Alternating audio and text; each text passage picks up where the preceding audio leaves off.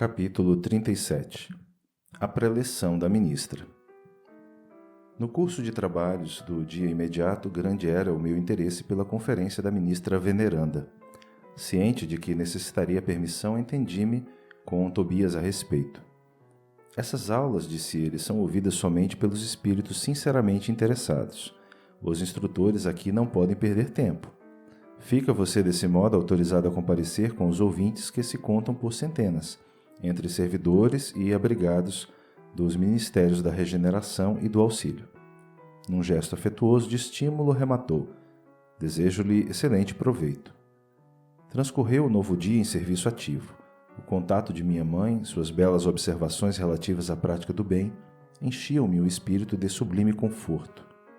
A princípio, logo após o despertar, aqueles esclarecimentos sobre o bônus hora me haviam suscitado certas interrogações de vulto.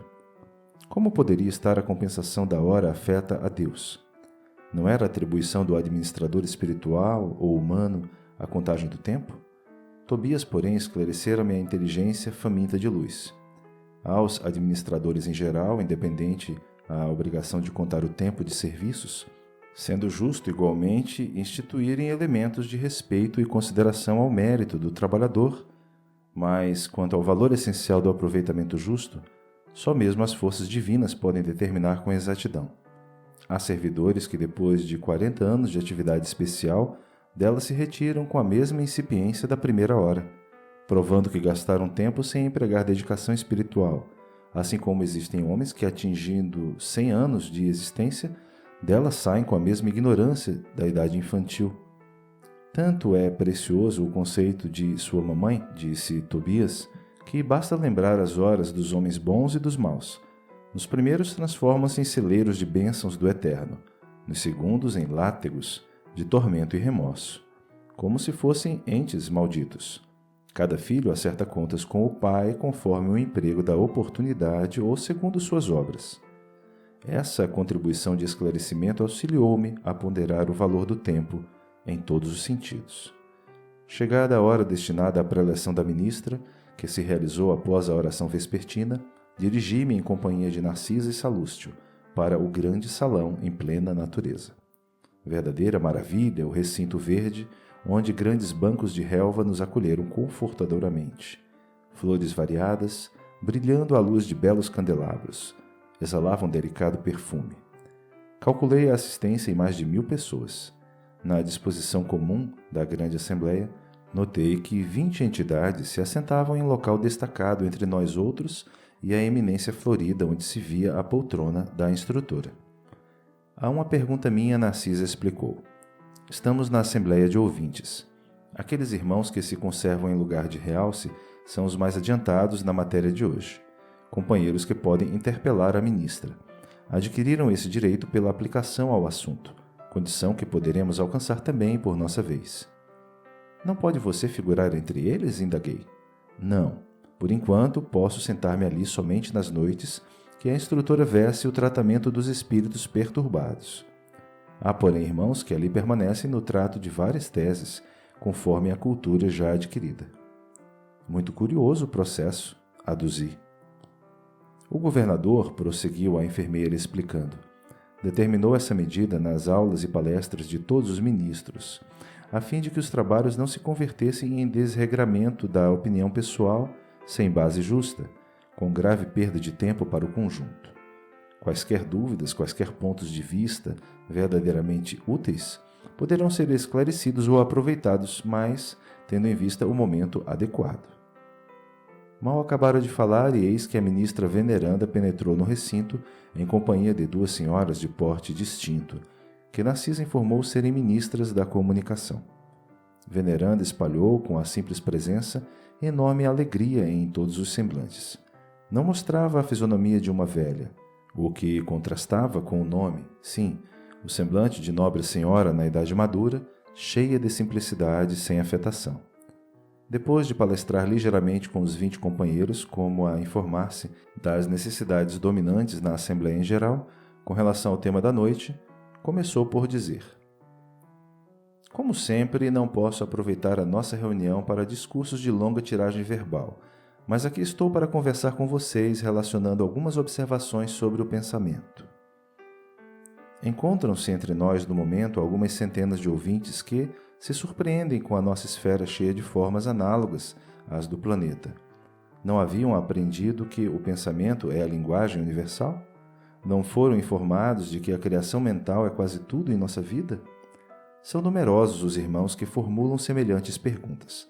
Todavia encontraram aqui a habilitação, o utensílio e a linguagem terrestres. Esta realidade, contudo, não deve causar surpresa a ninguém. Não podemos esquecer que temos vivido até agora, referindo-nos à existência humana, em velhos círculos de antagonismo vibratório. O pensamento é a base das relações espirituais dos seres entre si, mas não olvidemos que somos milhões de almas dentro do universo, algo insubmissas ainda às leis universais. Não somos, por enquanto, comparáveis aos irmãos mais velhos e mais sábios, próximos do divino, mas milhões de entidades a viverem nos caprichosos mundos inferiores do nosso eu. Os grandes instrutores da humanidade carnal ensinam princípios divinos, expõem verdades eternas e profundas nos círculos do globo.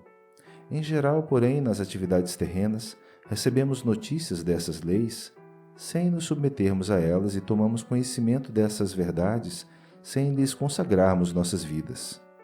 Será crível que somente por admitir o poder do pensamento ficasse o homem liberto de toda a condição inferior? Impossível.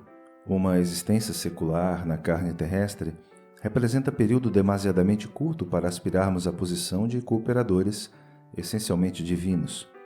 Informamo-nos a respeito da força mental no aprendizado mundano, mas esquecemos que toda a nossa energia, nesse particular, tem sido empregada por nós, em milênios sucessivos, nas criações mentais destrutivas ou prejudiciais a nós mesmos. Somos admitidos aos cursos de espiritualização nas diversas escolas religiosas do mundo, mas com frequência agimos exclusivamente no terreno das afirmativas verbais. Ninguém, todavia, atenderá ao dever apenas com palavras. Ensina a Bíblia que o próprio Senhor da vida não estacionou no verbo e continuou o trabalho criativo na ação. Todos sabemos que o pensamento é força essencial, mas não admitimos nossa milenária viciação no desvio dessa força. Ora, é coisa sabida que um homem é obrigado a alimentar os próprios filhos. Nas mesmas condições, cada espírito é compelido a manter e nutrir as criações que lhe são peculiares. Uma ideia criminosa produzirá gerações mentais da mesma natureza. Um princípio elevado obedecerá à mesma lei. Recorramos a símbolo mais simples.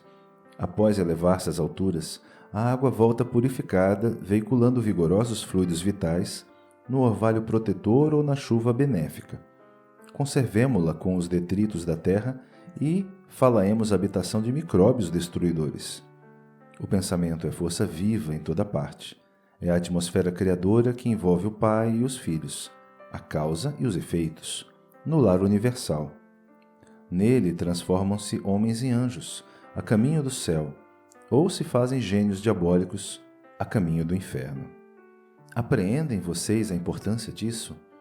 Certo, nas mentes envolvidas entre os desencarnados e encarnados, basta o intercâmbio mental, sem necessidade das formas.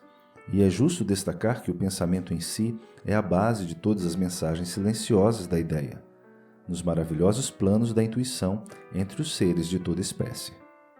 Dentro desse princípio, o espírito que haja vivido exclusivamente em França poderá comunicar-se no Brasil, pensamento a pensamento, prescindindo da forma verbalista especial, que nesse caso será sempre a do receptor.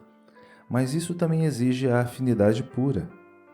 Não estamos, porém, nas esferas de absoluta pureza mental, onde todas as criaturas têm afinidades entre si.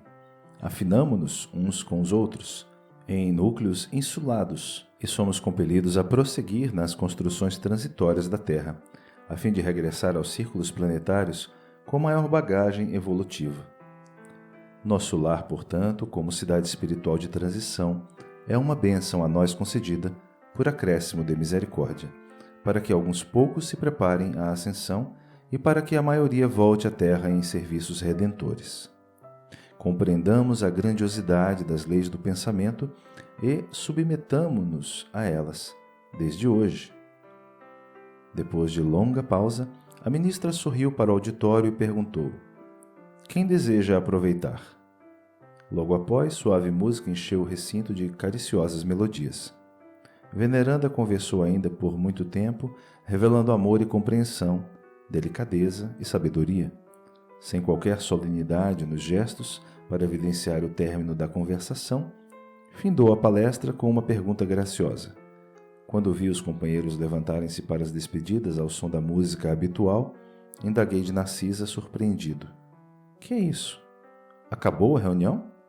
A enfermeira bondosa esclareceu sorridente. A ministra Veneranda é sempre assim.